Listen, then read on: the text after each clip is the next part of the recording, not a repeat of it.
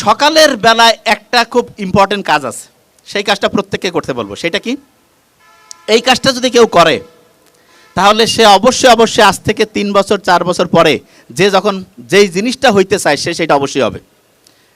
খাতা কলম থাকলে লিখে ফেললে সবচেয়ে ভালো হতো, না হলে ইনশাল্লাহ খেয়াল রাখার চেষ্টা করব যাতে করে এটা প্রত্যেকে আমরা করি।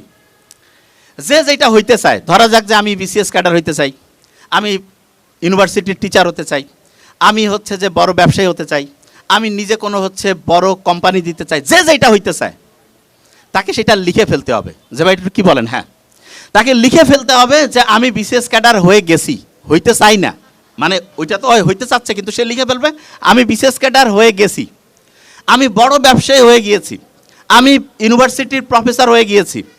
যে যেটা হইতে চায় তাকে সেটা লিখে ফেলতে হবে। তো অনেকের মাথায় প্রশ্ন, যে যেটা হইতে চায় সেটা লিখে ফেলবো, কারণটা কি? খুব ইম্পর্টেন্ট।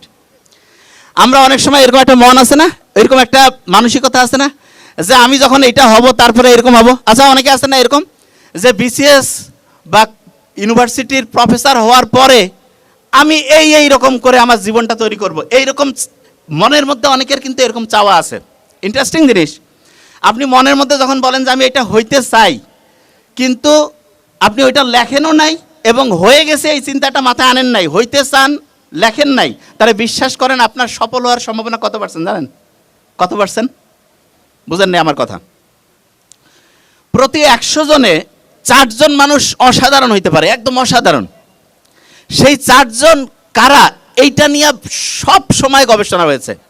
এবং ওই যে বললাম হার্ভার্ড বিজনেস স্কুলে যে গবেষণাটা চলছিল সেখানে দেখা গিয়েছে 100 জনের মধ্যে 4 জন ঠিকভাবে লিখছে আমি এটা হইতে চাই। আদান দিচ্ছে নাকি? 100 জনের মধ্যে 4 জন লিখছে আমি ওইটা হইতে চাই, এবং ওই রকম হওয়ার জন্য সে কি করছে? গোটাল পরিকল্পনা লিখে ফেলছে। যারা পরিকল্পনা সহ লিখে ফেলবে তারা সফল হবে। যে যেটা হইতে চায় সেটা পরিকল্পনা সহ লিখে ফেললে ইনশাআল্লাহ সে সফল হবে। আমরা যদি পরিকল্পনা সহ না লিখি তাহলে অসাধারণ হইতে পারবো না। অ্যাটেনশনের প্রথম বর্ণ কি ছিল? এ না? এ। তারপরের বর্ণটা কি? টি। দুইটা সময় আপনার জন্য খুব ইম্পর্টেন্ট। একটা হচ্ছে ঠিক ঘুমানোর আগে। ঘুমানোর আগে আমাদের ব্রেইনে একটা ওয়েভ তৈরি হয় যেটার নাম হচ্ছে থিটা ওয়েভ। কি ওয়েভ নাম? থিটা। ওই সময় আপনি যেই কথাটা বলবেন সেই কথাটা সরাসরি আপনার শর্ট টার্ম থেকে লং টার্মে চলে যাবে। তার মানেটা কি? তার মানে সহজ করে বলতে পারে ওইটা আপনার হচ্ছে যে বিশ্বাসের যে অংশ সেইখানে চলে যাবে। এই জন্য রাতে ঘুমানোর আগে আমাদের ছোটোবেলায় আমাদের মা, দাদি, নানিরা গল্প শোনাইতো না, যে বাবা তুমি বড় হবা, তুমি অসাধারণ কিছু করবা, তোমার দ্বারা এরকম হবে। এই গল্পটার একটা অসাধারণ গুরুত্ব আছে। আপনি ছোট্টবেলা থেকে যেই গল্পগুলো আমরা শুনছি আমরা মনে করছি রাতে ঘুমানোর আগে এরকম গল্পের গুরুত্ব কি? অসাধারণ গুরুত্ব আছে। ওই গল্পটা আস্তে আস্তে আস্তে আস্তে তার একদম বিশ্বাসের মধ্যে চলে যায়। বিশ্বাস